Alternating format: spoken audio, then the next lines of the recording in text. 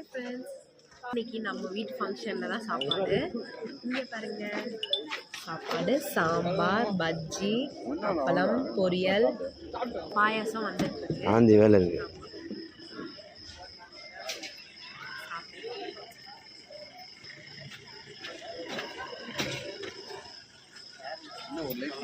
சூப்பராக uncle hi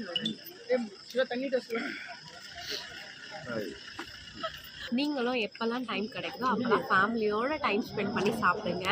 கண்டிப்பாக அதை மிஸ் பண்ணிடாதீங்க. பாயாசம் வந்துடுச்சு. இது சூப்பராக இருக்கு.